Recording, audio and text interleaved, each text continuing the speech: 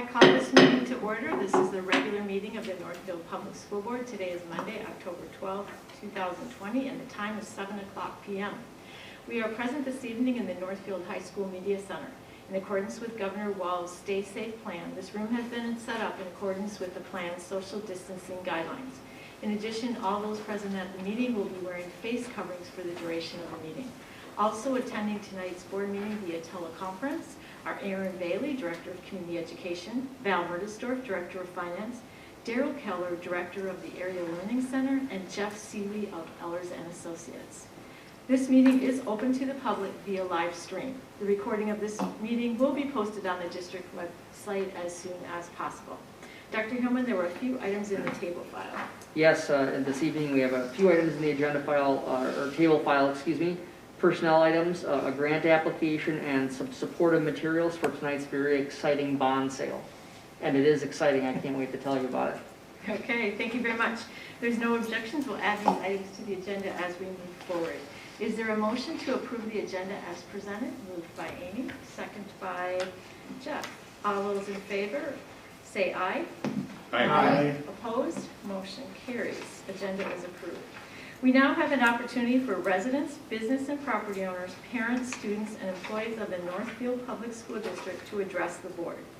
To accommodate the public comment portion of our meeting, we made available on the district's website the ability for the public to submit feedback to the board via email by 5 o'clock today. All submissions that follow the district policy regarding public comment will be read now by myself, board chair. We have 6 comment submissions. The first is Jessica Peterson White. I am in writing in support of the proposed changes to the district's naming policy. As a Sibley parent, I would love for my child to attend a school that is not named for a historical figure who caused such harm to indigenous people. The proposed alternatives are excellent. Our second public comment is from Barbara Vale. Since I was taught the whitewashed history with much omitted, let's not delete and whitewash anymore. Let's make teachable moments reflecting the ever-arching progress of human transformation. Further, the Sibley name could be a good model for how we learn from our mistakes. Teaching change makes history come alive. Do our children get to too much be perfect and not enough mistakes are the way we learn? Next submission is by John Kerr. I would very much like to express my support for the proposal before the Northfield School Board to change its policy regarding the usage of historical names for buildings and other structures. Particularly in the case of Henry Sibley, the current practice permanently marks not only a building, but also the impression of young students in ways that are destructive to understanding history and how it affects everyone in our community. It happens that I received my MA in American History from the University of Minnesota and have been involved with teaching the subject all my lifetime. But I've come to realize how my knowledge has been limited by structural biases. This includes the names that we honor without considering all the impacts of their actions. In Henry Sibley's case, this may include positive contributions we often hear about. It happens I also once lived near his historical site in Mendota, Minnesota. But Sibley's history also includes his willful decisions to help exploit and destroy communities of Minnesota's first residents. His legacy includes suffering and death that should never be forgotten by any of us and continues to haunt our relations with the neighbors to this day. Certainly, this is not a history we want to honor at the entrance to our school buildings, to be seen every day by young people who will be our future. I thank the school board for their time and wisdom in helping end a historical wrong and brings us all together in a better, more exclusive community. The next submission was by Bridget Traxler. I'm so excited to hear that the school board is voting on the name change for Sibley, and especially as it falls on Indigenous Peoples Day. I write to express my full and enthusiastic support for the name change. Thank you. Next submission is by Mar Valdecantos. The following images, which she includes from the Hispanic Day or national holiday in Spain, screens captured from a live stream at the main newspaper El País. It shows the might of the country, the armed forces, the king, queen, the princesses, the palace in Madrid, where the crown receives foreign dignitaries, the largest palace in Europe. It couldn't be less from a country with an empire that used to cover the planet, and yet no mention of the difficult history of conquerors and the conquered, how the history is written by the winners, and many episodes left untold. History is difficult, multi-layered, and complicated, yet it is simple and clear, and the voices of all, from the hurt to the perpetrators, need to be told and shared. The fact that Henry Sibley is honored in one of our schools in Northfield does not reflect the society we want to keep building. I am from Madrid, Spain, where the celebration of armed forces is part of the national holiday in Spain on October 12th. In other countries, it's celebrated as Columbus Day. We have a big square in one of the big intersections of the huge city of Madrid and has modern sculptures to celebrate Christopher Columbus and one of the largest Spanish flags in the country. The history of the conquest of the Americas is told in inscriptions in these modern sculptures. No mention of what happened to the indigenous peoples of the Americas. No mention of the pain, erasure of entire cultures, the lingering effects of the conquest. In this historic day for Northfield, we are coming close to repair one of the many wrongs around the world perpetrated against indigenous peoples. By not allowing names of individuals and families that bear the guilt of atrocities committed in the past to be used for school buildings in Northfield, we are coming closer to a world where the right of all people have the same value and weight. Thank you very much. This submission is by Joan Hepburn. Dear School Board, I am sending a quick suggestion for a name change such as you are inviting. I wondered if anyone knows how to say welcome in the Wapakute language. Unable to read your guidelines, I forwarded this idea to someone else, but Tamar told me to address you directly. Hope you get this note. So those are all of our public comment submissions for the evening. We will move on to announcements and recognitions. Dr. Hillman. We have no announcements nor recognitions this evening. Okay, let's move on to items for discussion and report. Tonight we welcome Daryl Keller, Director of the Area Learning Center, to discuss the memorandum of understanding between the ALC, Randolph, and Tri-City United High Schools. Welcome, Daryl.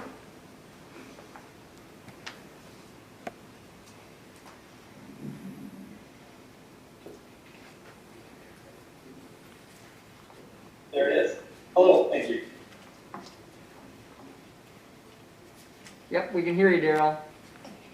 All right.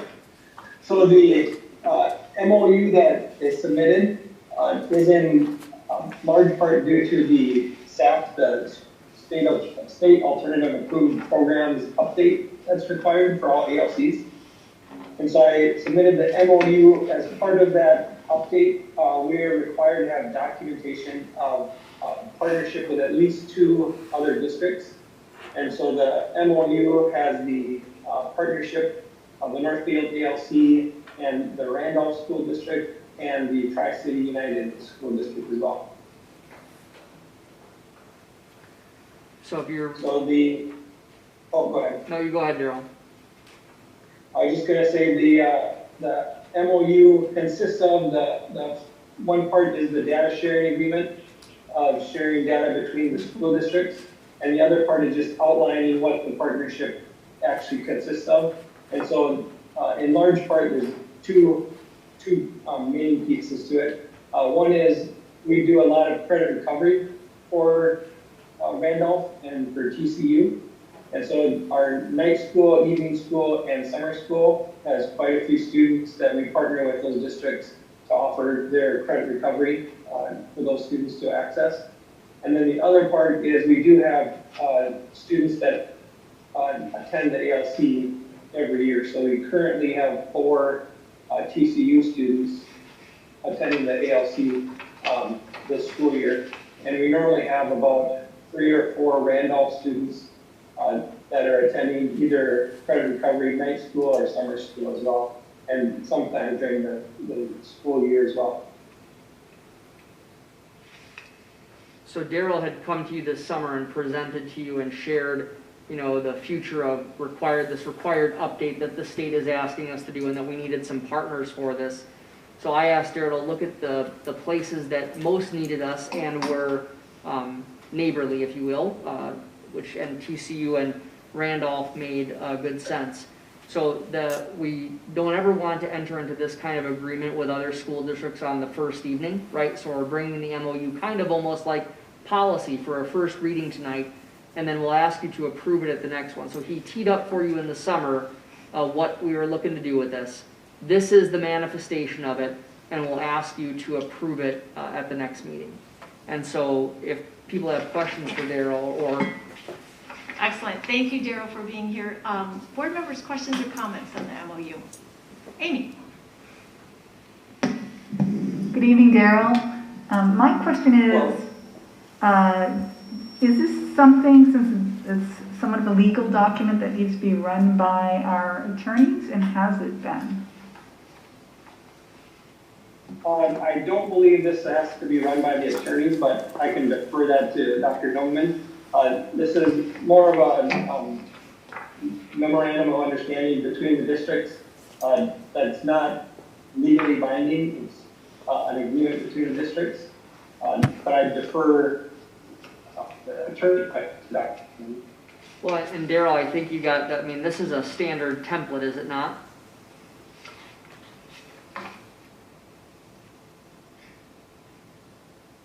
Yeah, this is the standard template that the MOU for like Northfield Promise and some other organizations, that's the template that I worked off of to create this document.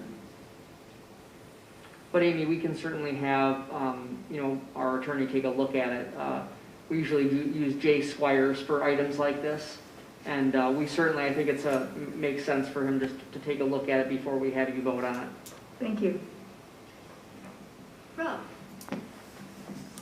I know this is in the agreement, I read the part in the agreement, but could you summarize how the per pupil funding works with this, like where the ADM and where the funding goes and how, I mean, if there's a student who's like, how old can you be? You can be 21, so how, you're continuing to get per pupil funding up to the age of 21? And does that come to Northfield if the students are coming to the ALC from Randolph? Yep, so that the ADM for the students is up till the 21st birthday. That's the public school guideline. And so up until they're 21. And how it works for the credit recovery is the student will be still attending their home district. And so there's 1.2 ADM per student allowed. A 1.0 is what the home district is going to collect. But that night school or that summer school that they come to us just for that programming, that extra 0.2, that's what comes to the ALC. If they do go to the ALC full-time, like those 4 students I mentioned that are currently attending the ALC, but their home resident district is TCU, then we get that full 1.2 ADM from that student. And so it depends on what level they're accessing the ALC programming. If it's full-time during the day and after school, then we get the full 1.2. If it's just after school, just the credit recovery portion, then their home district will get the first 1.0, and then we get that extra 0.2, that above full-time ADM. Okay, thank you. Yep.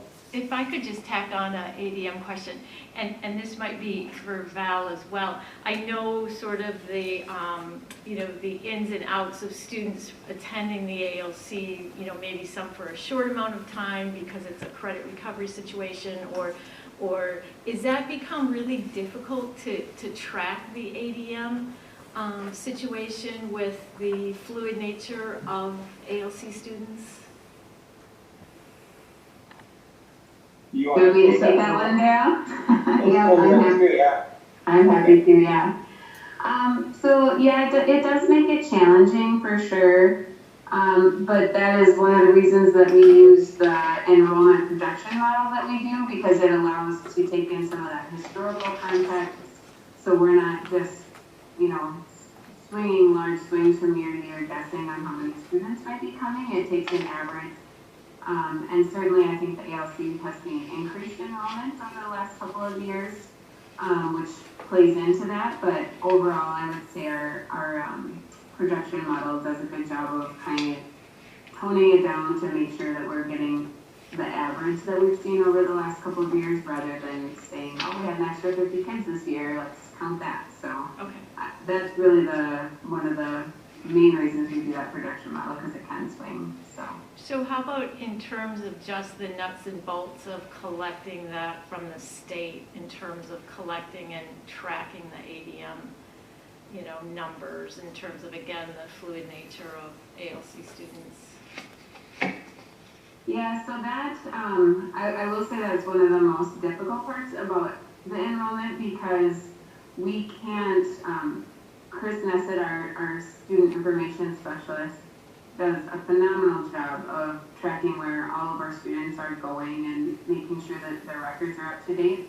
But we can't really do the ALC until the end of the year, because it's so fluid. And so there's a pretty big chunk of students that we've estimated for, but we don't really get to realize how close our estimates are until the end of the year. Okay. And actually well after the end of the year, because of the way that process works. So it is challenging because of the way Daryl and his team are required to track hours and those sorts of things. So we don't really enter them into our student system until the end of the year to kind of true all of that up. Okay. So Okay, it does thank you. make it challenging, but it's, the process that we've had has been pretty consistent and gotten us where we're at. So I think it's working. It's just Okay. a little more challenging than the other ones. Okay, thank you. Other questions board members have? I just had one other question when you talked about the data sharing between the districts, which makes a lot of sense. Is that something that a student has to be aware of or sign off on, or is that really more of a higher level district type sharing that wouldn't necessarily have any sort of direct data privacy issues with the student? So I'll take it, but again, I defer the specifics to Dr. Hillman, but my understanding, the students, you can have them sign up just so they're aware of it. The data sharing that we have is pretty much in that directory information, so it's their name, date of birth, that kind of information that we can share anyways. But it's just basically so that we can enroll those students and do that ADM, that tracking of those students that I was talking about. Okay. And so it's not very confidential information as far as the basics that we need to Okay. get them enrolled. Okay, great, thank you. So any other questions or comments? Okay, so Dr. Hillman will have the attorneys peruse this, but we will bring it back at our next board meeting. You got it. Okay, thank you, Daryl. Thanks, Thank you very Daryl. much. Okay, our next item for discussion is a financial update from our Director of Finance, Val Murdestor. Thank you. So I have both a positive and a negative update today. So I will start with the negative to get it right out. So we went and did a more detailed analysis on the enrollment. And so there's definitely a reason we look at it regularly. And the initial calculation that I had discussed, I think, at our last meeting, the question was asked what kind of where our enrollment was sitting. I had used the grand total instead of the one that excluded the early childhood. So we are not actually up 17, we are down 67, which is a pretty significant change, but in the spirit of transparency, which you know I'm fond of, I wanted to make sure that I updated you about that. So when we look at the detail, it is 100% in K through 5. Almost 50% of it is just kindergarten. So I imagine people just help their students for a year, would be my assumption, but that's a pretty big change, and so we'll dive into that a little deeper and make sure that we're looking at that and seeing if there's other things that we're missing, but right now, that's the current projection, so I wanted to make sure I updated you about that. On a positive note, we did get notice that our CRF, so the coronavirus relief funds from the state, our application was approved and our budget was approved. So that was a big deal because that was the $1 million of funding that we received. And so now we can start spending that, drawing down those funds and making sure that we've got that all tied out by December 30th is when those funds expire. So we'll be working through that. So that was good news. We did also submit our applications for the ESSER and BEER, some more acronyms for you. That's the total of the $380,000 that was through the CARES Act. So those applications have been submitted. We're still waiting for approval on those. And then also next week is our audit. So we will have Clifton Larson Allen on site Wednesday and Thursday for sure, and potentially Friday. So my team is working hard to get everything cleaned up and ready for them, so that can hopefully go smoothly next week. Those are the big updates I have. I will gladly entertain any questions you have. Okay, thank you. Board members, questions? Ellen? Can you remind us again what ended up going into the application for the funds that that we have to spend by December 30th?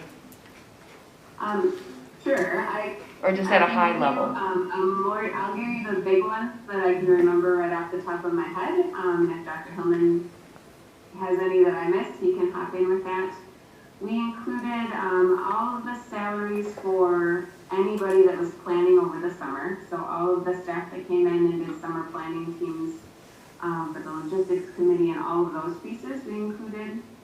And we included some staffing for the Portage program, as well as just all of the costs to start that program. So the Odyssey wear, some of the materials for the teachers that are doing that, that was a pretty big component. We included a health aide at each building to support the nurse in that building and all of the tracking and things that they have to do in addition to their normal duties. We included some overload calculations for staff that are doing extra because we moved staff to Portage. That's a significant chunk of it. We included salaries for the extra training during workshop week that was required of staff. There were some additional things that they had to do for that. Lots of, there's a pretty significant chunk for PPE and sanitization supplies and those sorts of things. And I'm certain there's more items. A lot of Some lease stuff. online software subscriptions. We had to buy additional license to help support the way the licensure works, or licensing for the seat-based ones. We needed some additional. The iPads to make sure we could go one-to-one K2, and we included the update to our phone system to allow the district to be on IP phones so that staff could remotely, from anywhere they're at, reach a student without having any kind of data privacy concerns using their personal cell phone or home phone. I think those are the biggest ones. Matt, do you have any that you can think of that I missed? So we also used it for, if you've noticed, there's canopies at every school. Yeah. We rented those, and so that is part of it. And then also, we did offer every family in the district a thermometer, so we bought 2,500 thermometers. We did get a pretty good deal on them, but at the same time, we did take them from coronavirus relief funds. So those, I think, are the highest level. Was there something else? Yeah, and the rental of the outdoor hand Yep, washing. the outdoor hand washing, yeah. And then I think it's important, what we really focused some of the other $380,000 that Val mentioned is we did reimburse ourselves $291,000 for the cost of the emergency child care last spring. that had to come from our general fund. So that's an example of how we weren't able to go back that far for the CRF funding, because the CRF funding has to be expended between July 1 and December 31st. And that's one of the challenges. Val talked about a number of different salaries and things like that, and we've tried to save the general fund as much as we can, with the coronavirus relief funds. But those only are able to be expended through the end of this calendar year. And of course, we know there's an entire additional semester and plus beyond that. So we've tried to make sure that we can put as much of that into the CRF funding as possible. But we also know that we're hoping maybe there's an extension, or maybe we see another round of CRF funding to help us through the end of the year. Amy? Oh, I'm sorry, follow up. So, if I'm understanding correctly, things like the Odyssey Wear and the iPads, some of those pieces we pay once and it'll cover us for the year, but it's these sort of additional stipends and salary pieces that will only take us through the first semester. Is that correct? Yes, the training and the summer pieces, those were a one-time thing, but the overloads, they're currently calculated for the first semester, just because we obviously aren't sure what everything's going to look like, but that would likely be an ongoing cost. The health aides would be an ongoing cost, and any of the additional staffing for the Portage model. Amy? So does it seem like the funds that we've received will pretty much cover our COVID-related extra expenses and lack of income and whatever? Are we going to come out pretty well as far as the first semester goes? Or do you see that there will be more issues by the end of this semester? I know the next semester is a huge question, but how do you see it balancing? Yeah, no, I think the amount we got was definitely sufficient for, the biggest concern that we had was just getting all of the things. The thing I did mention is it bought all of the desk shields and the table dividers and all of those things as well to make sure that kids had a physical barrier when they were sharing tables. That was another big piece of it. So getting all of those pieces was a big deal, and it's nice that those are, for the most part, one-time costs. If we have additional funds when we get to December and we need to make sure that they're spent, we will make sure that we're stocking up on all of that sanitization supplies and PPE to make sure that we have a sufficient supply of that.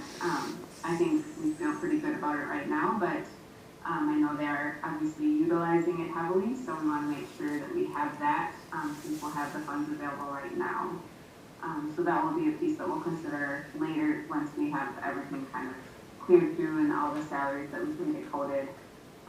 If there's any remaining, we'll make sure we're allocating it to that. But overall, I would say yes. I feel like it was adequate, at least through the first semester. The salaries are obviously the most challenging part of that. Thank you. Rob? So with the enrollment loss, I've heard from some people who've said they've just decided to homeschool to ride this out, and I'm just wondering if there's a way to analyze, how much of this is temporary, just riding out the pandemic, how much, where people have gone, and then also if similar patterns are happening in other school districts, so that this is a statewide problem that really the state should be addressing. So I would say, it obviously varies by district, but I would say yes, that we've seen, I would say 67 is actually on the lower end of some of the districts that I've talked to.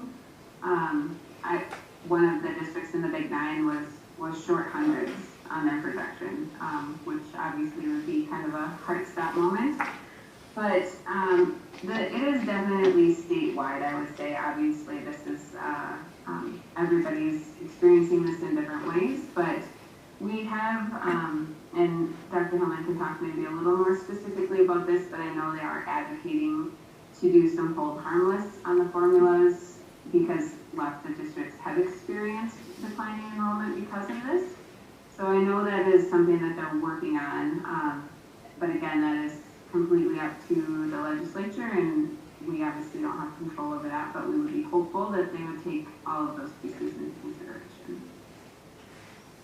Yeah, and I'd like to, And oh, go ahead, Val. sorry. And usually in October, Chris Nessett will do that enrollment options report. I think it comes to you at the first meeting or second meeting in November typically. But we take the month of October usually to really dive into where the students went to make sure we have that detailed analysis. So we will have that. We don't usually have it quite yet because there's still some settling happening with the enrollment, but we will definitely be going through that and presenting that. And I would just emphasize two things Val said, is that I'm hearing this from a number of places across the state, and several, not just one, but several districts in our conference who are talking about hundreds of students less, not 100, but hundreds of students less than what they had projected. So it is something that's happening across the state. And then we have been lobbying very hard from early in the summer, talking about a hold harmless. And what we, to the two organizations I belong, well, MASA and then C, we both have we're both working on our platforms for the legislative session, both of which I am very confident will include a plank that will really emphasize, let districts have the better of the two Octobers. So if October 2019 for some reason was better for you, keep that one. If October of 2020 was better for you, keep that one. So we're working very hard to talk about the hold harmless. We've heard some rumblings that there are some legislators that are open to that. Of course, they're going to take that off the top of the target, I think, is the way they look at it. So rather than talking about anything else, that might be all you get this year. However, we know that it's an issue throughout the state, and it's one of my primary concerns, and one of my primary things that I will lobby the state for this year is for a hold harmless, because you have other districts that are talking about, districts our size that are talking about 300 kids gone. That's a huge deal. So we have to have a legislative fix for it. Can I add one more thing to my update real quick? The other thing that we are kind of working against, I've said frequently in the last several weeks, there's no such thing as free lunch. It is a fantastic option for families, and we're super grateful that we can provide that. However, that has resulted in really not a lack of urgency in submitting the free and reduced application for meal benefits. And our compensatory revenue is calculated off of that concentration percentage. And so we are, the last time I checked, we were about 50% with the applications we had typically received. So that's another piece that we're advocating to be a hold harmless, because otherwise that would be a pretty significant loss of revenue for the district if they were just to choose to use the numbers based on the applications this year, since there wasn't really a driver for people to fill it out. So that's another piece. And another statewide problem. We know we're hearing that from every district. Yeah. Other questions, comments? Tom?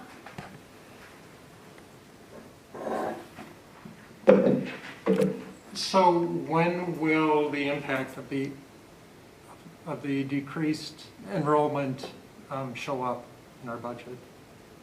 Did you hear that question, Val? Yep, I did. So it will likely show up in the revised budget. So we take all of the data from the fall. Once we have the audit numbers finalized, we basically do a recalc of the fund balance, where we landed, and any things that have happened between March, when I presented the general fund budget, and December.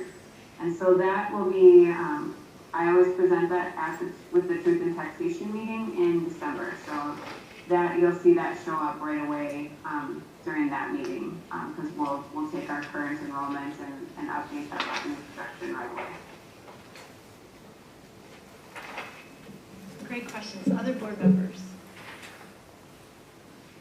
You know, I was thinking about the comment that Sam Richardson had made when he did the Greenbelt presentation, that there were families.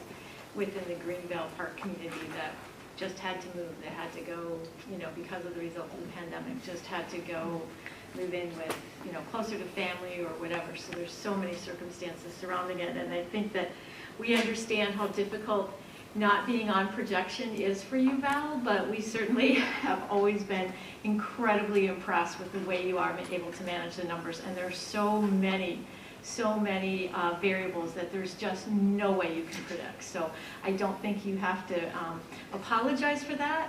We appreciate the transparency, but we have full confidence that you are following the numbers. You were probably one of the first to do some stopgap measures when you saw the impact of COVID early on, way back in late February, early March. So we know that it's not for a lack of oversight. It's just so many variables. So we always appreciate your work. Thank you. Okay, good.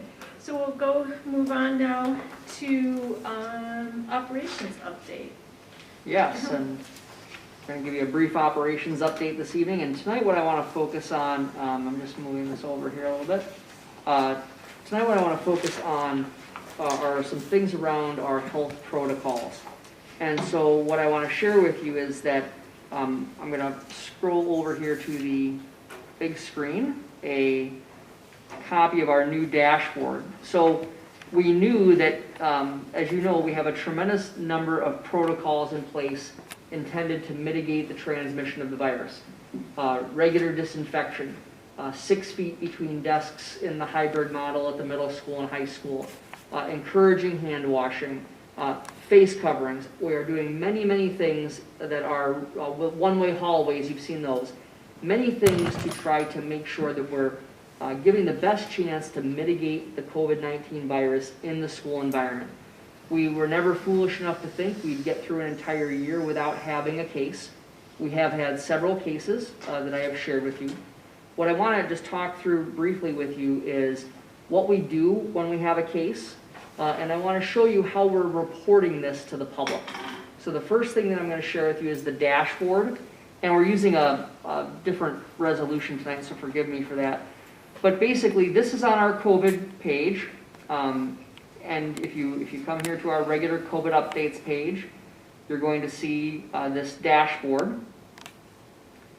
And in the dashboard, it explains what we are talking about here, and then it gives you some information about the case rates. And then I'm going to come back to this document in a moment, but here is how we are demonstrating the COVID-19 cases across the district. So we talked with Rice County Public Health because we want to balance, as we always have wanted to, giving our families and the public information while also protecting the privacy of those who have contracted this virus. And we think it's important to have empathy and respect for people who have contracted it and make sure that their privacy is protected. This is a personal health circumstance, and we want to make sure that people feel that their information is protected as best we are able to. So we are just doing a summative dashboard. If there's a 0, that means that there have been no cases. If you see less than 5, that means that we are between 1 and 4 cases at that site. Again, if you have 1, it's possible that someone might be able to determine who that individual is. So talking with Rice County Public Health and actually modeling after how the Minnesota Department of Health is reporting schools.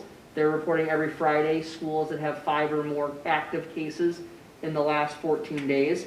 And then we'll do the same thing with cumulative cases. So again, between 1 and 4, you'll see the less than 5. And once we hit 5 or more, then we'll give the actual number. So this dashboard is something that we updated today, as a matter of fact. Anytime that we do have a new case, we will update this. Now, the other part that I want to show you is the contact tracing process for when we bring this forward. And so what happens when we receive the report of a COVID-19 case is usually there's a couple of ways we find out. Either number 1, Screen share. say again? Screen share. Screen share. Oh, thank you. My apologies. Good catch, Bruce.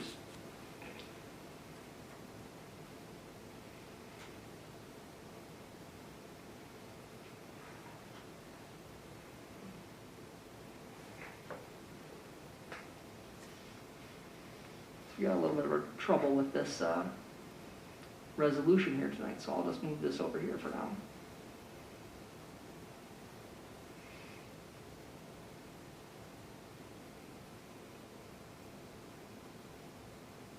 There we go. Thanks, Bruce. So we learn about the cases in a couple of ways.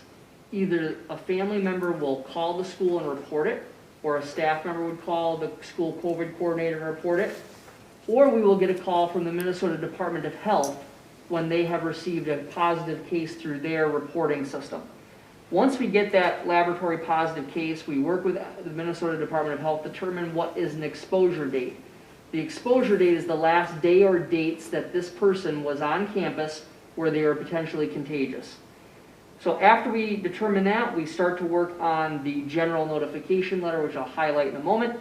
Then we go to contact tracing and close contact notification. And I'll describe how this happened with one of our cases. We contacted the building's administration and their COVID coordinator. The team looked at the particular nature of the individual we were looking at, and we divided up contacting people who needed to be contacted in the building to determine. We need to interview, what class, if it's a student, what classes might the person have been in? If it's a staff member, we contact them and interview them? If it's a student, we also interview the family or interview the student if that's appropriate. We review things like lunch table assignments. So the high school, as we've talked about how they have lunch table assignments, those are reviewed, and that is able to help determine who might have been a close contact to that person. We check transportation. We think about activities. Were they in an activity? If they are in an activity, we go to the coaches, who then are keeping detailed records. And so what I want to share with you so far on contact tracing is it's a group effort. It takes work to get it done. So far, the processes have been efficient to do so. And the thing I think the board should be really proud of is that when we have done the contact tracing, and we know that our protocols have been working, the number of people who we have had to exclude because of being in close contact to a positive case are very few. And we talk to other districts where you're having to see quite a few people go out because maybe they don't have the same kind of record keeping that we have had, or they may not have all the protocols being followed as we have had. So the hard work that our teachers are doing, that our students are doing, is really paying off, because when we have had cases, the few that we've had, we've actually had to exclude very few people other than the person who had contracted the illness.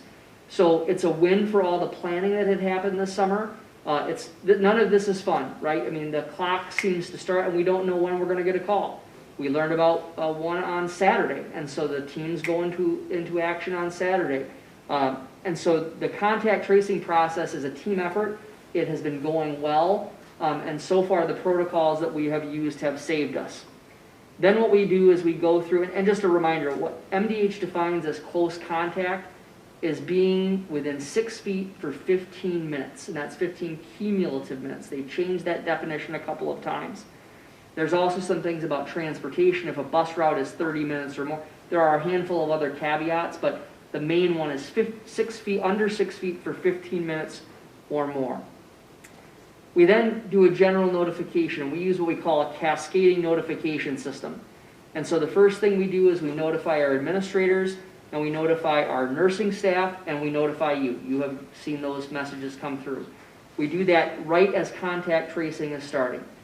Once contact tracing is completed, then we'll notify the building level staff. We think it's important for the building level staff to know. Shortly thereafter, the district-wide staff then get an email message, and that's followed up by the building level families, including those who are in Portage but attached to that building.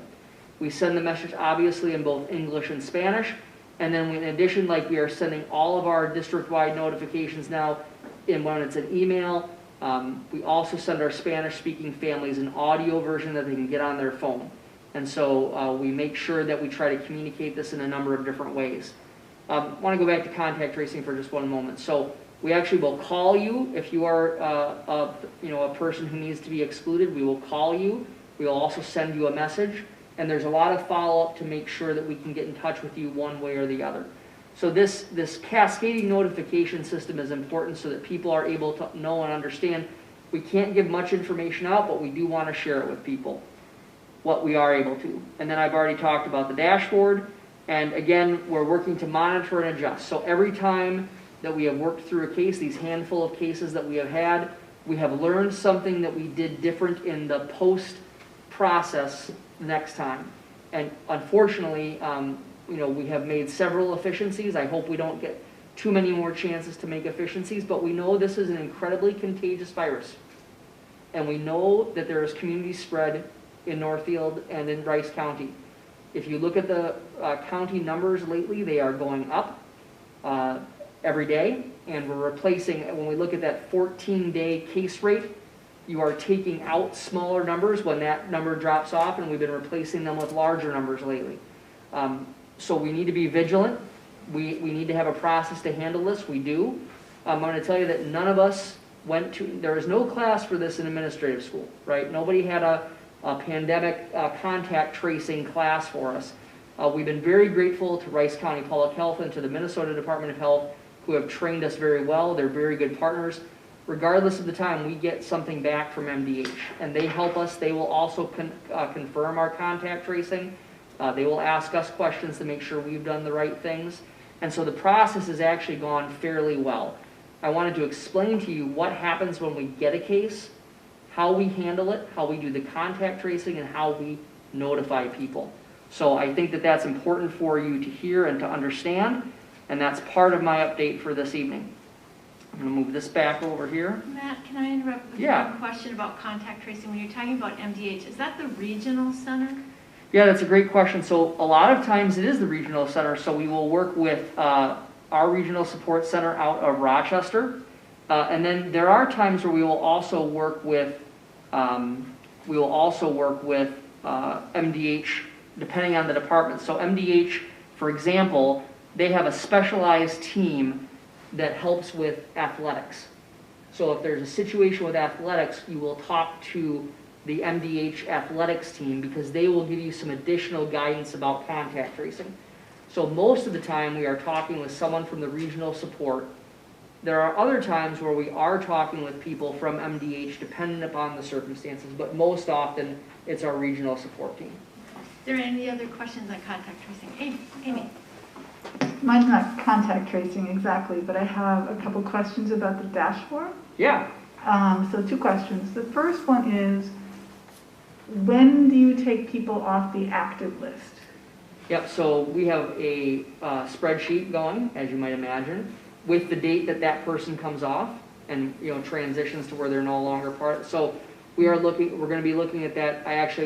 I know the next date that we update it to where we get to remove one case. So it'll be 14 days from the time that they were, they tested positive. So it's not based on a negative test. It's not. These are only positive tests. I know, but they don't have to go back and test negative. No, they do not. It's a 14-day from, we are calculating it from the date that we received the positive notification. And they have to go into isolation then for 14 days. So for a person with positive COVID-19, let me pull up the decision tree because I don't want to say this wrong when I'm on the air here. Let's just say there's a number of different parts with the decision tree, so give me one moment. So a person who has contacted COVID-19, they've got the positive test, yeah, they are going to stay home for 14 days, you're right. And then I would like to suggest considering putting a quarantining column in your dashboard, just because, I think that actually helps with privacy, because people aren't going to just assume because some kid is staying home. They could either be quarantining or they could be isolating. If you have both columns there, they're not going to know which is what and who's doing what. And we strongly consider the quarantine number. It is just not something that we think we have the human power to do right now. The amount of work that is going into keeping the records, our school nurses are unbelievable. These people are phenomenal. But especially as we get it, I don't think we adequately yet understand what quarantine is going to mean. Because if you, for example, if you are looking at one more common symptom, and that's 100.4, new onset or worsening cough, difficulty breathing, new loss of taste or smell.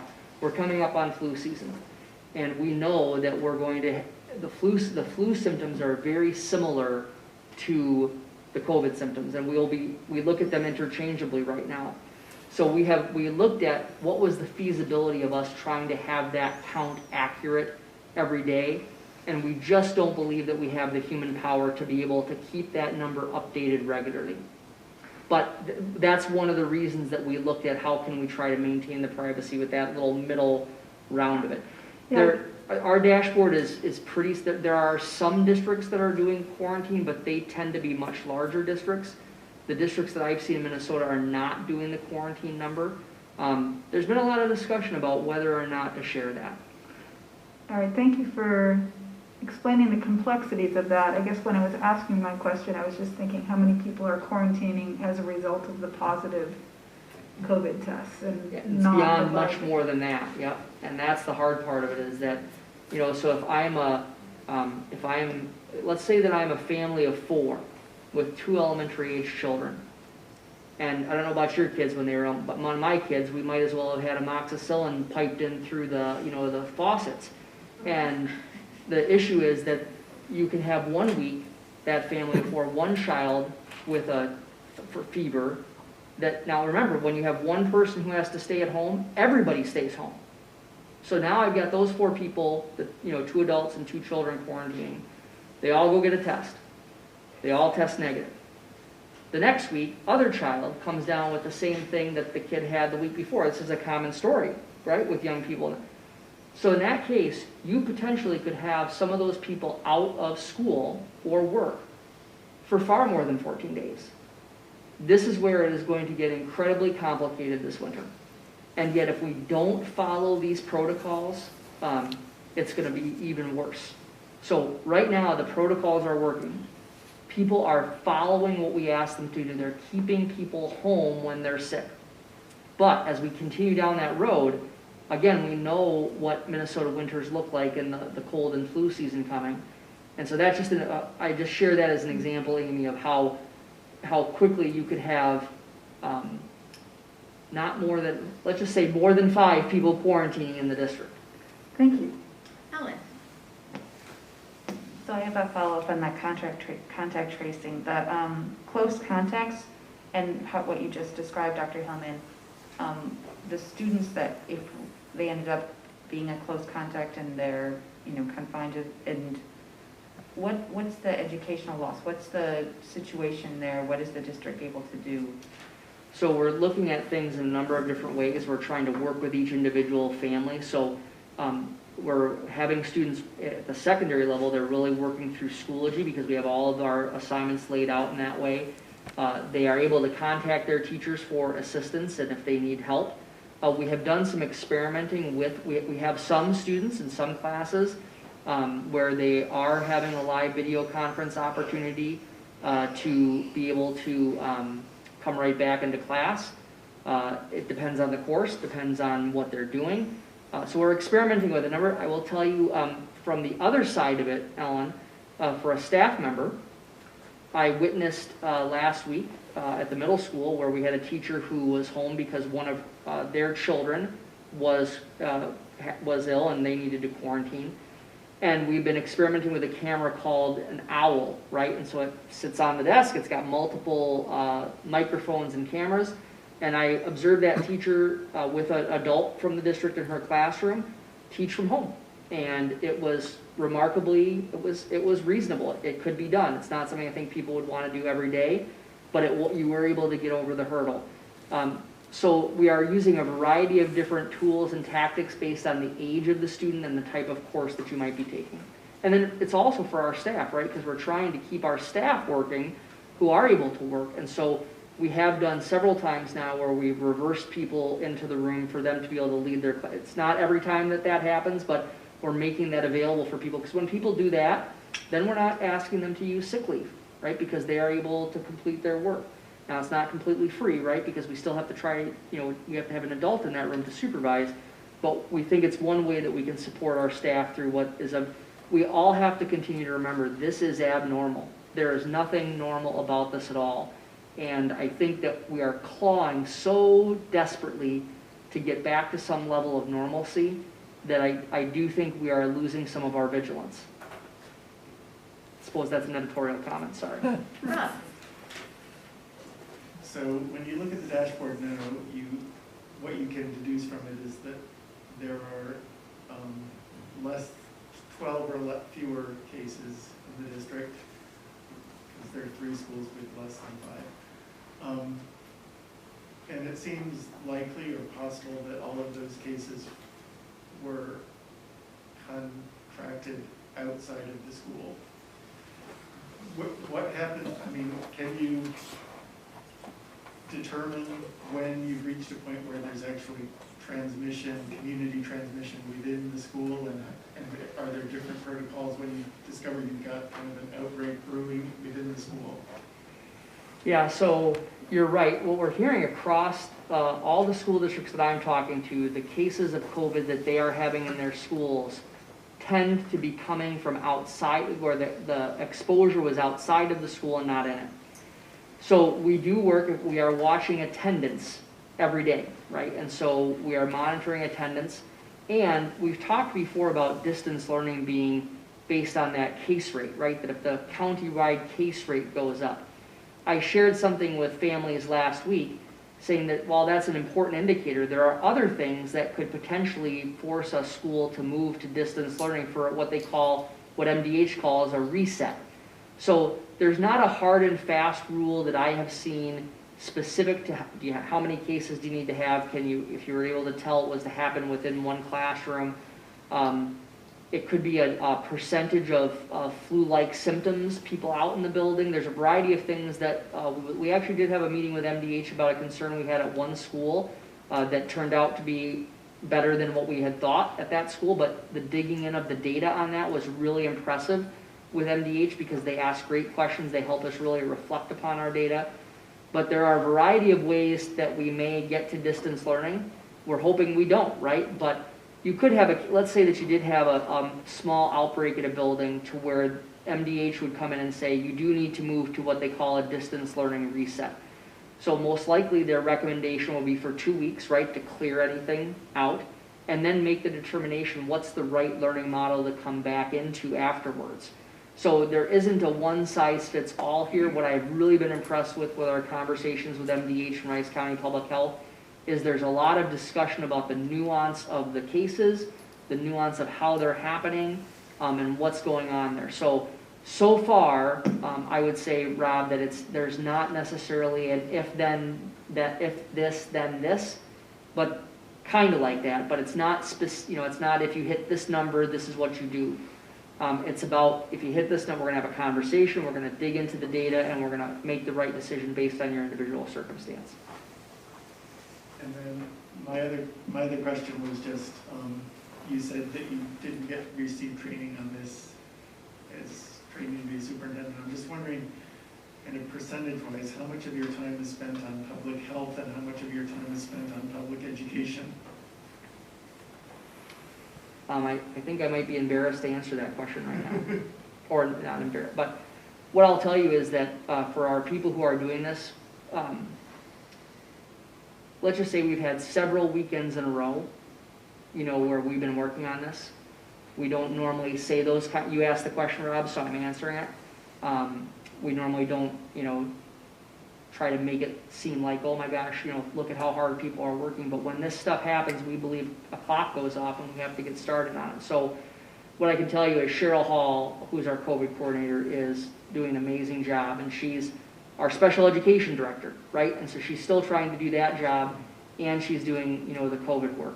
Our building principals, when, we go into a situation, they are typically the COVID contact at the building. So they are the folks that are taking on the contact tracing and working with that. Our school nurses are doing an amazing job of the record keeping that they are doing is beyond belief. And so when we even think about public health, our teachers are, at the secondary level, our teachers are cleaning their own desks in between every class, right? Because that's one of our protocols that we think has been helping. Not one complaint, right? They're filling their own buckets because our custodial team, who's great, cannot do it all. They can't do it all. And so I would say that everybody in the districts right now has a much higher percentage of working on public health than they are public education. Not higher than, but higher than they normally would have, Rob. Yeah, it's just impressive that education can still go on and this extra work has been taken on, and yet the staff, the teachers, the administrators are all continuing to do the jobs that they were hired to do in addition to this. Everybody, what I'm so proud of is everybody in the district is pulling together, right? Our custodial crew, our food service has been amazing in how they've implemented protocols. I've shared with you that before. There is no one that is not stepping up, and the community should be very proud of them for that. But it is a heavy lift. People are exhausted, straight out. And MEA couldn't come at a better time. But people are positive. They are seeking the benefit and the positivity of having kids on campus. The people who are in our Portage program are working incredibly hard to develop that environment. No matter where you're at, people are working hard, but they're tired. They're tired because you're working incredibly hard with a little bit of this specter over your head. Now, not saying people are fearful, right? They're vigilant. When you have to live in that sense of vigilance all the time, it is just tiring. I'm just giving you the straight exactly what it is. Jeff? When you have the under 4 or under 5, which means 1 to 4, and you have each building, does that include is the staff included in that number? Where do you put Yes. staff? Yep. Okay. Staff and students in that number. Yep. Okay. Other questions? I think you have other aspects of the Yeah, update. We just kind of trailed off. That's okay. I just had. I'll be very Dashboard brief items. with the other ones because Jeff Seeley's got some great news for us coming up here. The other item that I wanted to share, 2 more things, is that we are doing a pulse survey of our families and our staff right now. So it's a very short survey. We're asking them to rate some pieces about the start of the school year, and then an open-ended question for people to give us feedback. That was launched on last Friday. It'll go through this Friday.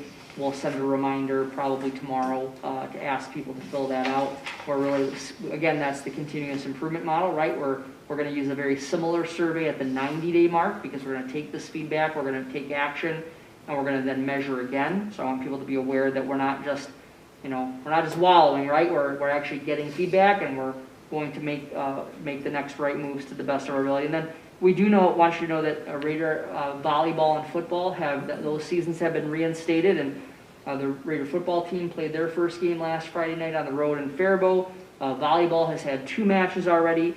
What we want folks to know is it's a shortened schedule.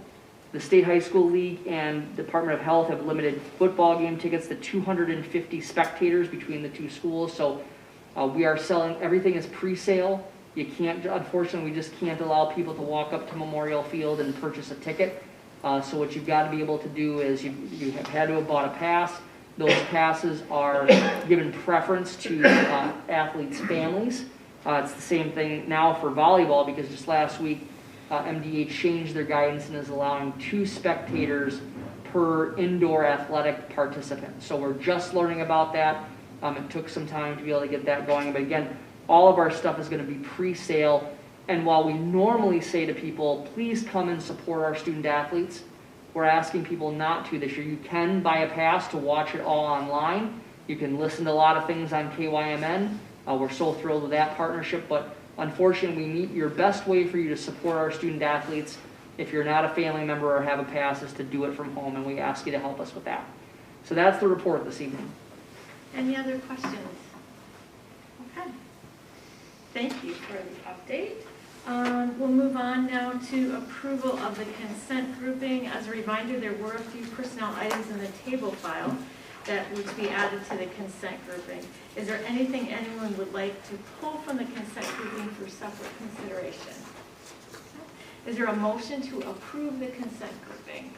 Moved by Amy. Is there a second? Second by Ellen. All those in favor of approving the consent grouping, say aye. Aye. Opposed? Motion carries.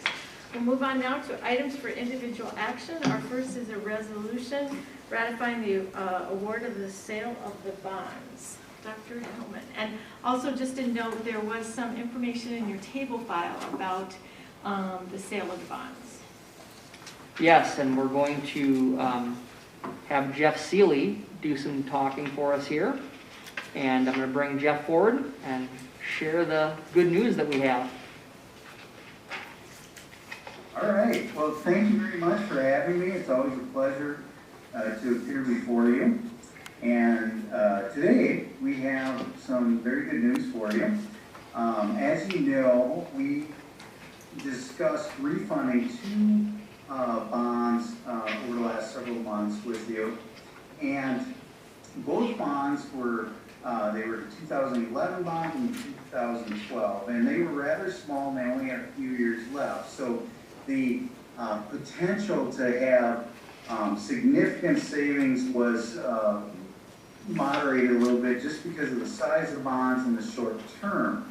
So what we did is we combined those to create one larger bond and also to eliminate the cost of actually refunding both separate, so saving some money. And Thursday, we took bids on these bonds, and I have to tell you, when I saw the bids come in, there was some mistake because we actually got a 0.37% on these bonds. That isn't 3.7, that's 0.37. Which is amazing. I'm not even sure what to say about that. Of course, we have seen extremely low rates over the last handful of years, actually. But this had to be one of the biggest surprises that I've seen. So, part of that, of course, is your bonds are in demand. And why are they in demand? Because you have an excellent rating. We looked this up. Matt asked us to look this up. And between S&P and Moody's, which rates virtually every school district, there are only 3 school districts with a rating better than yours. And that's Edina, Wayzata, and Minnetonka. Now, the reason those districts have one notch up rating over yours is because they have huge tax bases. They aren't a small standalone city. They're suburban areas, and they have very high personal income levels, which both go into factoring a rating. So there's only 4 districts in the state with a similar either S&P or Moody's rating that you have. And of course, you're one, Anoka, Otsio, and Rosemount. Those are the 4 districts that have a similar rating or equal rating that you do. So obviously, with a town that's not a suburban area, you don't have the property value and so forth, or possibly the income levels that will push you into that higher category. So you're about as high as a school district can actually get, and you're relying on your own internal finances to get you there. So congratulations on an excellent rating, on fantastic financial management, and we did include the S&P rating report at the end, if you want to read it. So that said, we had 5 bids, and FH out of Memphis, Tennessee won the bid. And we gave you a sale day report. It's probably in your board packet. They are out of Memphis. We also received a bid from Hilltop out of Dallas, BNY out of Pittsburgh, Huntington out of Chicago, and Baird out of Milwaukee. So you can see nationally, underwriting firms took notice of yours and obviously had a great market to sell it because of your strong financial performance.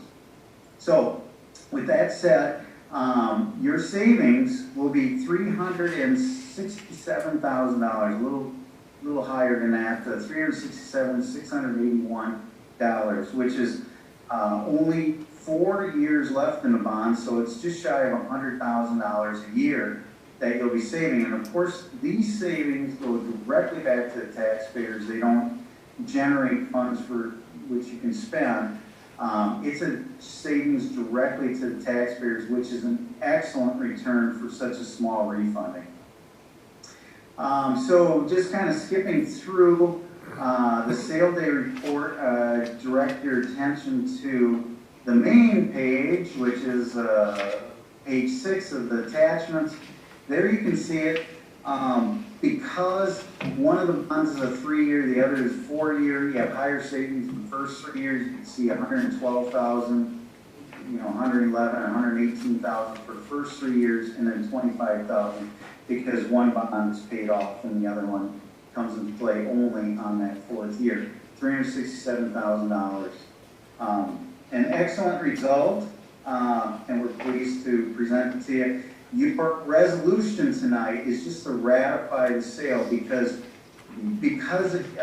markets are closed today. We weren't able to sell it on the same day. That's why we sold last Thursday.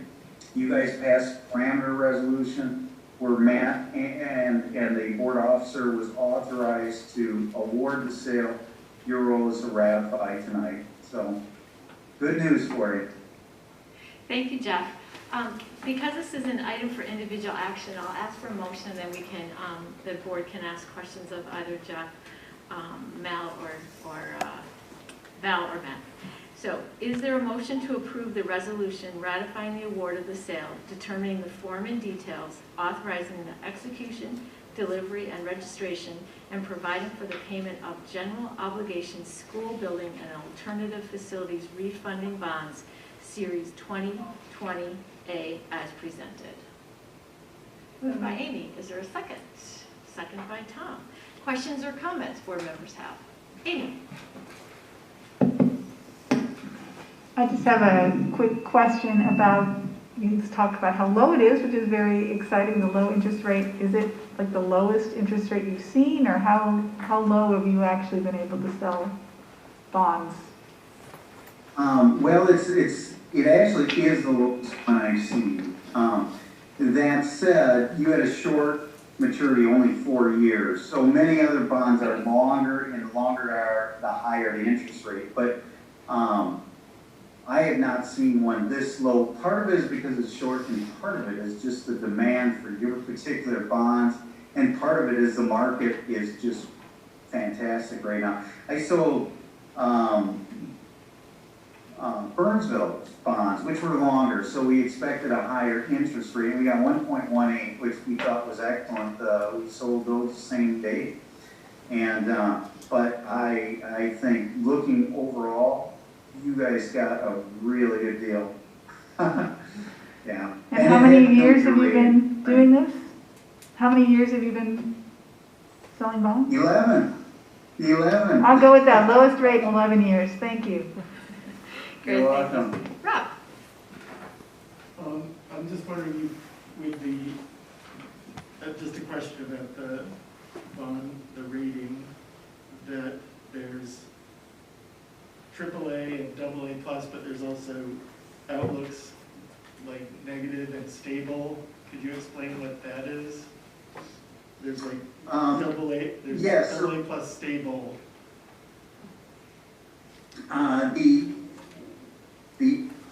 On the rating, you're carrying 2 ratings. One is your rating. One is the state's rating for the credit enhancement program that you're enrolled in.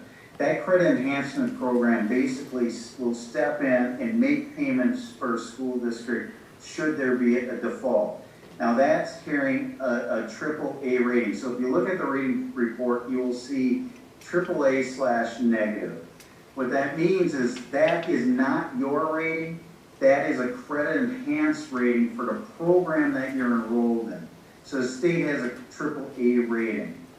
The negative means the outlook is negative, meaning that there's some things going on at the state and the economy that could make that drop down. It's at some degree of risk of dropping a rating.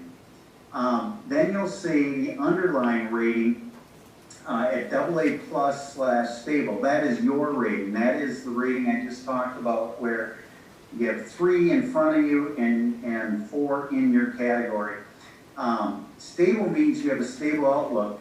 there's nothing indicating that something's going to happen or that you're on the edge of dropping a rating. So you have a stable outlook, meaning that that rating, unless something really unpredictable and serious happen, that rating is a solid rating. It's not in jeopardy of changing. Thank you. Other questions or comments?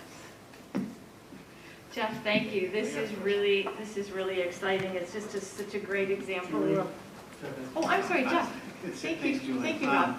Question I had, I mean, obviously it's a good time for the rating now. Is there any other strategies that we should really be looking at to just lower our debt if possible and build up our rainy day funds somehow with our bond rating?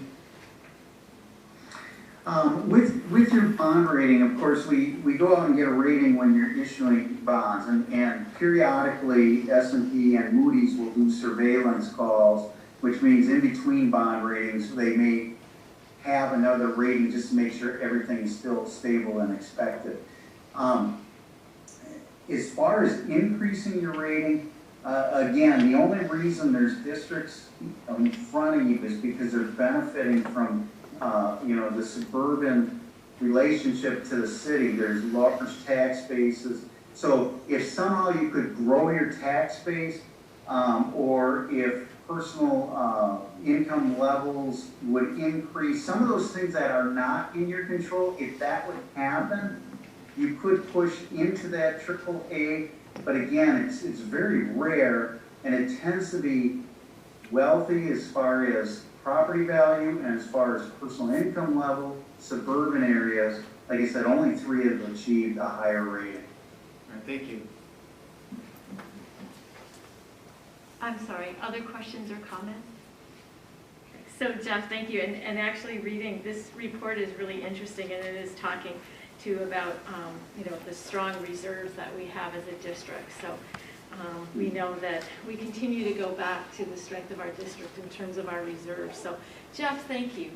Ehlers has been such an amazing partner to our district for so many years, and this is just a great example of how you were able to strategize this and importantly know when to go out and sell the bonds. You just have a really good sense for the market, and we look at the partnership along the way with our very successful bond referendum and the completion of the projects and that interest rate you were able to give us, and what this does for our community is just huge. So we thank you so much.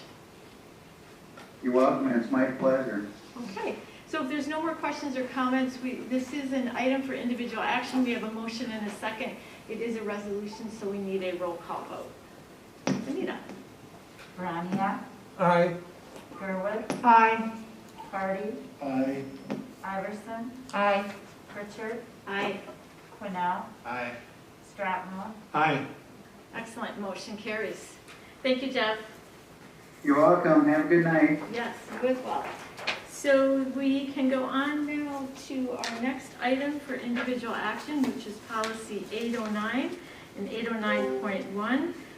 We had a great discussion last week regarding these 2 policies. I appreciate Anita and Dr. Hillman's work to note the changes that we had made as part of our discussion, and we can have discussion, of course, as to whether the changes accurately reflected our discussion on these 2 policies. But because it's an item for individual action, I'll ask for a motion, and then we can have questions and comments. So is there a motion to approve policies 809 and 809.1 as presented? Moved by Tom. Is there a second? Second by Ellen. Okay, questions, comments, board members? I have a question. Amy? I have a comment on each of the policies. Okay. On policy 809, I just want to suggest, when you look under 3A3, that we leave the second wide in the description, because I would like it to say sites which serve a district-wide function shall be named blah, blah, blah.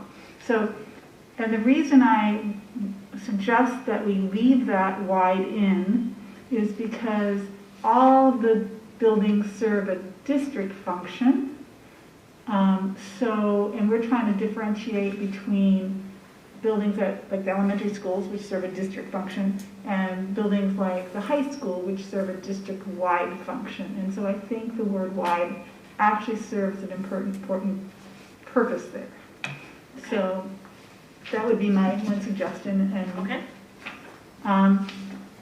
and on the policy 809.1, I have a bigger suggestion.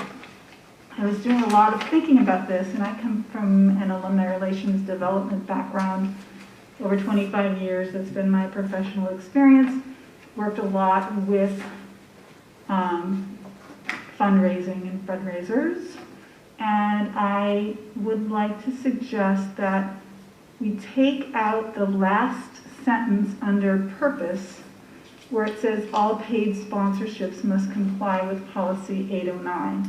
That we delete that sentence. And the reason for that is, I think as we look forward and realize that sponsorships might become more important, and we already have a lot of people who are donating things to the school district, whether it be a bench or a picnic table or furniture for a room or whatever. A lot of these donations are memorial donations. They might have had, a student might have died, they might want to be donating something to the district in honor of that student. Or they might just want to have a family donation. I think of like at Carleton, their White Center for Creativity, that's a building, but we might have someone who wants to donate as a family something to the district. We also might have a company like Nuger Communications, where their family name is in the name of the company. So I don't think we should rule out entirely having names be a possibility on sponsorships and donations to the schools. And I think by the fact that we have D on the back, the termination of sponsorship, that we can, on all of these sort of lesser items, because they're not, the buildings are landmarks, I'm fine with no names on that, but for other things we should leave open the possibility so we're not hamstringing our future people, and they can decide case by case whether they want to try to and name something, they want to accept a picnic bench that's in memory of someone's child or whatever.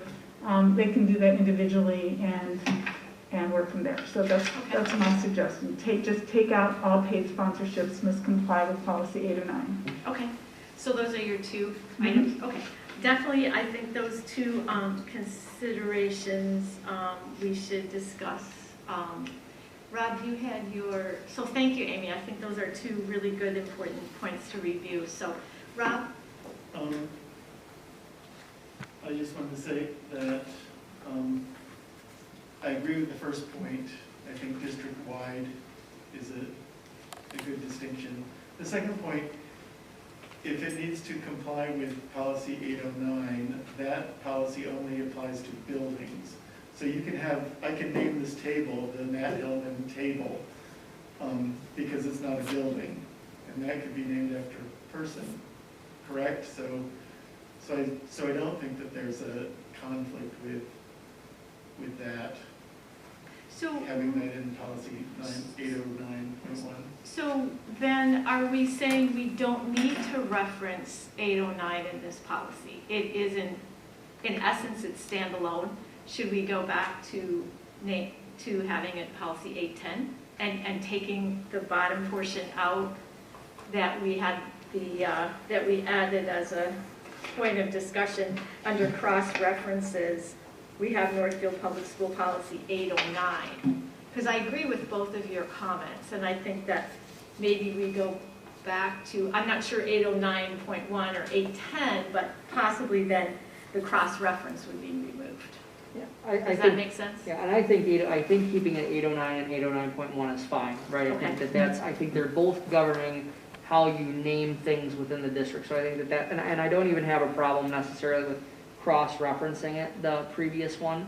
And I do think it depends upon how you read it, and I think we're trying to strive for clarity. So I think that the question of whether or not,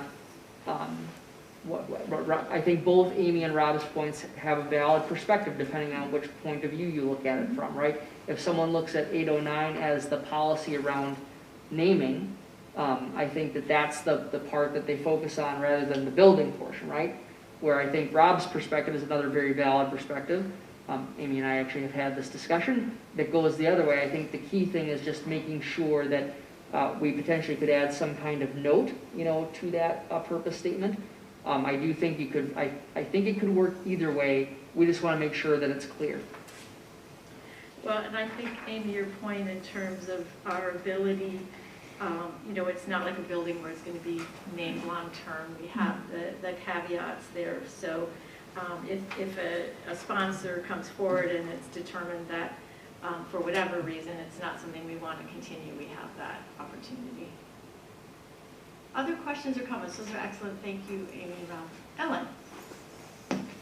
So there's just, this is on 809.1, and it's C2. There are just a couple of facilities that were still in there that we want to strike, I think. So to the purpose of the facility or space, and then later it says in turn the named party has no liability with respect to that facility or space. So we just use space. So wherever facility is noted, we would delete that. Mm-hmm.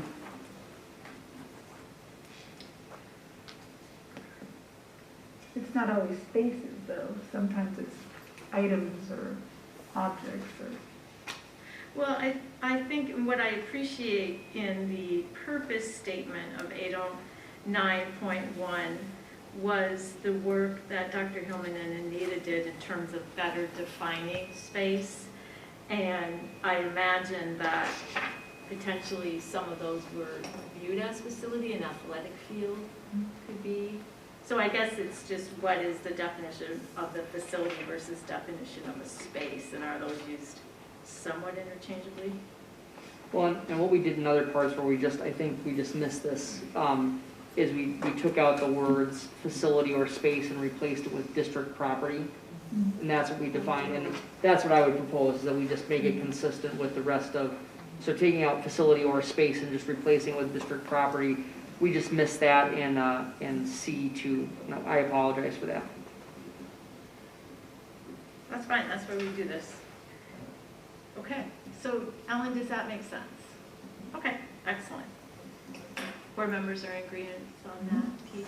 Okay, Jeff, you have a comment. Yeah, I'm still going to vote against both of these for the simple fact that I don't think we need a policy, because it still goes, if you came up with 100 names and you boil it down to 3 or 4, it's still a board decision. And I was my class agent for years at Augsburg, and we were always raising money, and I really respect your years in that. And it's getting into that whole realm of, and I'm certainly no expert on that, fundraising and figuring out how, I don't understand why the paradigm has always been give money to your colleges that you go to. Why can't we encourage people to give a lot of money to their high school? And I think that's a paradigm shift I think we need to see happen. We had the why, we had, there's all kinds of other ideas with public-private. I think in the future, when you get enrollment down and you're having different models for education, it's just going to get more competitive for public schools, and it's just that it's going to get tighter knit. So I think a lot of that to be open. As far as the Sibley and the Longfellow thing and the naming, I'm just more about process and naming. If it's time that you want to take a look to rename Sibley, well, let's just make sure that that's a fair public process and people have a good way of looking at that. And when you look at, you spent a lot of time over there, like 31, it's close to 50 elementary schools, and then in the conference, and about half of them are named after people, which I'm not against naming things after people, but to the point, I don't see the power of naming a building or facility going away other than the control of the school district. So the main thing that I see you really want to limit here is that you don't want to name a building after a person, which I'm not actually against, but you kind of have a backdoor thing which opens up all of that sponsorship things that you're doing in the policy, which to me, that seems a little bit confusing, and maybe it'll, both work. But, I just think, and I know that, coming as a Augsburg guy, I mean, probably one of the best respected fundraisers for people giving money back, is, Carleton. So Carleton was always a great thing.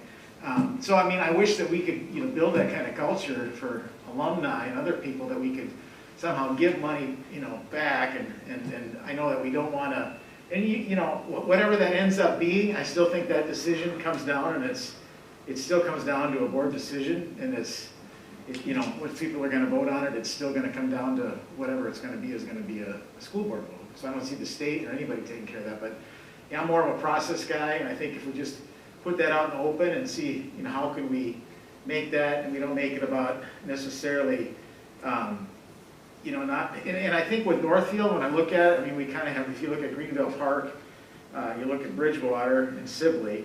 I mean, we've got basically what I'm calling generic, two generic names and one, kind of different. I mean, if you want to have a name change, let's just be fair about, bringing that up and how that process works, And if you had 100, and I know you're not going to, it's probably that's not going to pass that way, but if you had 100 names, and there's names after people, you're still not going to name it after a person.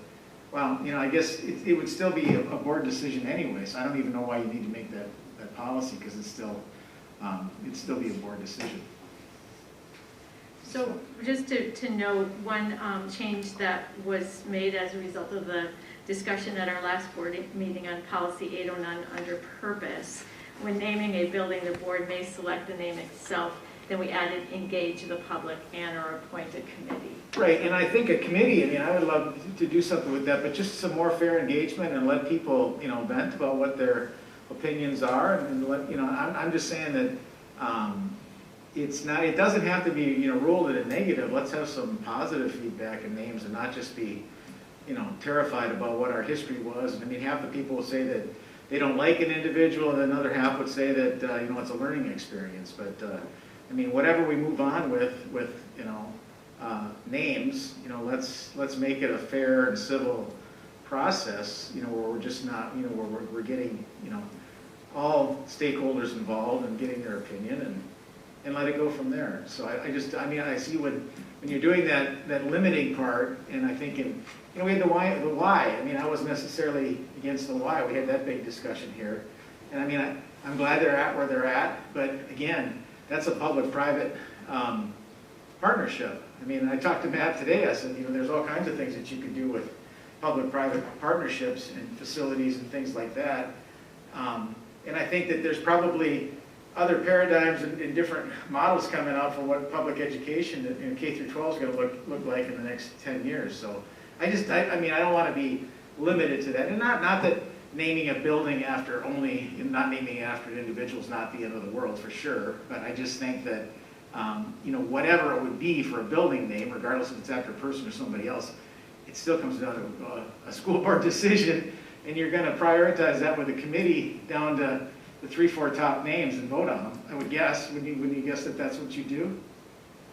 So, anyway. Yeah, I mean, I think, just to answer your question, Jeff, when we would follow a process like we did for the Northfield Community Education Center, where, we sought feedback from people, wide. We had over 100 names, Right. submitted for that. We would bring them down to a handful of names for the board to consider, and so I think the key thing is that the policy, does provide that guidance to have public engagement. Right, but the only difference would be that is you're totally against naming that after a person. Well, the policy would prevent that, Right. yes. So that's the only reason that I would vote against that, because I'm not, which, isn't necessarily that big a deal, which I'm basically saying the same thing, because when you boil it down to 3 names, the odds of the board picking a name that's not after a person is probably, 90% anyway. So semantics is the way I look at it. Any other questions or comments? Rob? I'm just wondering about, we've got some suggested changes, so what is the process for moving forward with actually voting on it? Well, Do we have to do individual motions to change the wording, or? I think that because I was hearing general consensus by the board, I think we can pass the policy with the understanding that the changes would be made. So there's, if we want to just review what those changes would be, if I have them, I think under 809, policy 809, the only change there would be under district buildings. It would say sites which serve a district-wide function versus district. Then in policy 809.1, under item number 1, under the last sentence of purpose, all paid sponsorships must comply with policy 809. That would be deleted. And then under limit of sponsorship, point number 2, there would just be a little cleanup where on the part of the sponsor narrative where it says facility or space, it would now read district property. Are those the changes that I understand? Okay, so I think that within these policies, there's just a little bit of cleanup of language, and I'm sensing the board's amenable. Tom, you have a question? So on the part 2, on the beginning of that sentence, it says the party after whom a space is named. It doesn't say facility or space, so that would also be changed to district property, that word space alone. Correct. Okay. It would go from a space to district property. So 3 parts of that. Okay. We'll do find and replace again. So I can just ask for the board, it appears that we're all amenable to the just wordsmithing and a little bit of cleanup. If then we can move forward, we have a motion and a second for the vote. All those in favor say aye. Aye. Opposed, same sign. Opposed? No. Okay, motion carries. Okay, we will move on now to our last item for individual action, which was the item that Dr. Hillman spoke about, and that's the pandemic leave. So again, item for individual action, I'll ask for a motion. Is there a motion to approve pandemic leave as presented for the 2020-21 school year? So moved. Moved by Rob. Is there a second? Second by Amy. Questions, comments regarding the specifics of the pandemic leave that Dr. Hillman outlined at our last board meeting? Okay, no questions or comments. We have a motion and a second. All those in favor say aye. Aye. Opposed? Motion carries. We'll move on now to items for individual action. Our beloved enrollment report. Dr. Hillman. Yes, so this is the first enrollment report of the year. And what you'll see, Director of Finance Mersdorf talked a little bit about how it compares to our projection, but what you'll see is that we have a grand total of $39.96. And when you take a look at that, of course, includes all of the early childhood students and then the part-time and independent study at ALC. The count without those two, without early childhood and part-time or independent study, so the students who are in the K-12 system, 3,883. Just for comparison, last year we were at 3,953 at the same date. And we had anticipated some declining enrollment this year, but as you heard from Val, we just have a little bit more than what we had initially thought. We had more than we initially thought. I want to say a little more. Questions or comments on the enrollment report? Rob? On the sort of classroom breakdown, is P for Portage? Correct. Ellen? So this is sort of enrollment, but there was an article in the Star Tribune talking about attendance related to enrollment. And so I'm wondering if you can tell us a little bit about the challenges with the hybrid model and how we're managing that. Yep, so we are continuing to work through, as everyone across the state is, working through how we make sure that we give credit for students for attendance each day when it's not a traditional model. So just like lots of school districts, we are looking at we are using a variety of different ways to try to count students as being here. So it could be a check-in meeting that they've done, it could be some submission of work. We have been working on looking at how can we standardize that so that we want to standardize it, yet we want to give credit to students who are doing that work in a time frame that is not necessarily adherent to, the 8:30 to 3:30, kind of circumstance. So the article really was excellent at sharing the kinds of challenges that we have. We've been looking at using a variety of tools, including some of the data from our student management system, looking at using, again, submitted work, if a person is connected with a teacher. This is a part where everybody is working at what can we learn in this so that we can understand how to use this kind of experience moving forward. We have always counted people, if you're here, you're here. We now are learning, right, there are other ways that students can demonstrate their work for the day rather than just being in the actual facility. So we thought the article there's been several articles lately actually about across the country how people are working to update this vision of attendance and what does it actually mean each day. Rob? Looking at it more carefully with the P there for Portage, I'm noticing, like, you look at a teacher's name like Courtline, for example, and she's got 38 students, 15 in one building, 14 in another building, and 9 in another building. So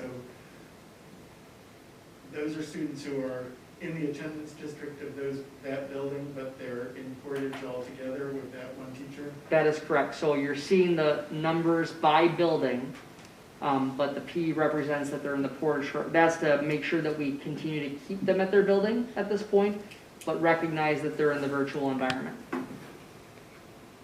Amy?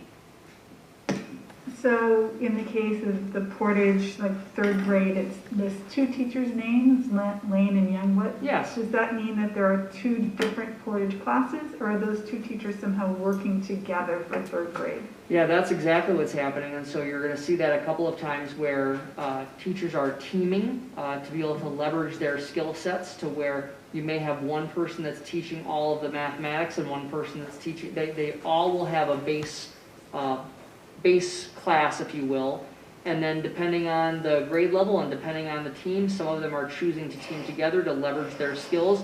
Other cases, they're doing it more of a traditional model where they're still collaborating, but they're teaching all of the different content. So our Portage folks have been incredibly creative in terms of looking at how to meet the needs of their students, and they're trying to attack it in a number of different ways. They're doing an excellent job forging a road that we really have not been down before, as we've said before, building the bridge while we're walking across it.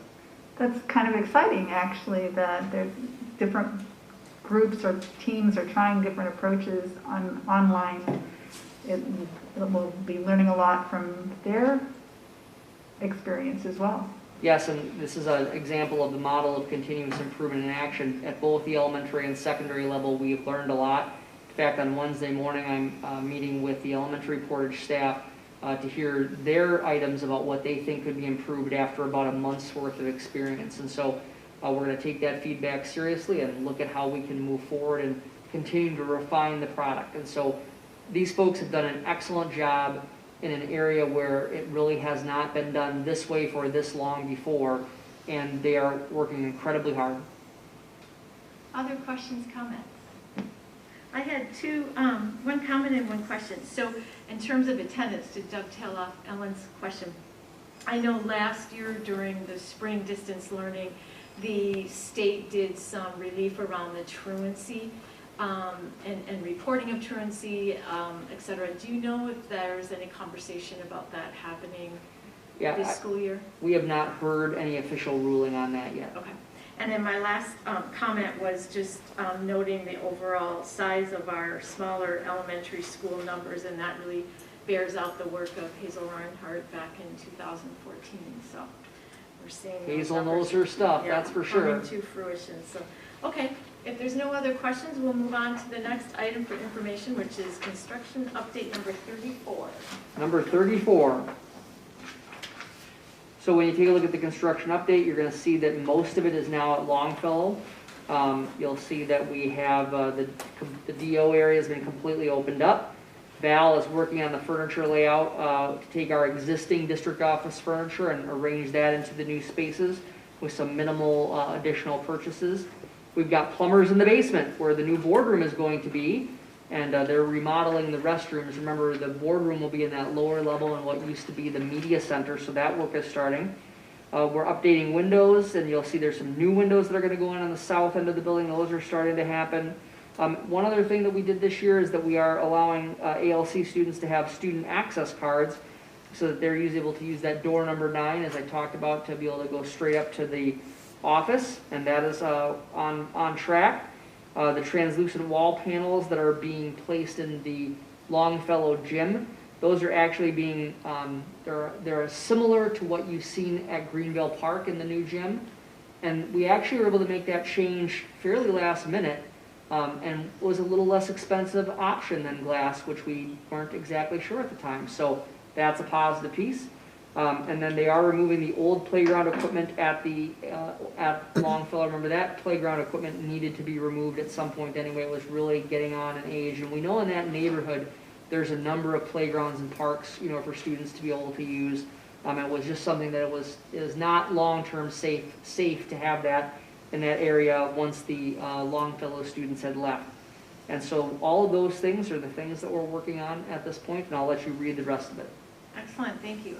Any questions on the construction update? Okay, thank you. Moving right along. Our last item for information, School Bus Safety Week. Yes, we've got the School Bus Safety Week coming up, and I'm looking for the theme that it's at the top of my agenda here. Red lights mean stop. Red lights mean stop. So thank you, Julie, for being faster than I was there. Again, we are so fortunate to have an excellent partner in Benjamin Bus. And they do extensive training with their staff. We have very high safety rate. One of my favorite things every year when we are able to go out to that bus barn is to hear them how many years of service that they've had without any kind of incident for each driver. It's really fun to hear. And so thanks to Jenna Dardis and the folks at Benjamin Bus, and maybe we'll be able to even getting close to having that roundabout open for them so that they can traverse unabated through Division Street. So thanks to Benjamin Bus for their work on Bus Safety Week.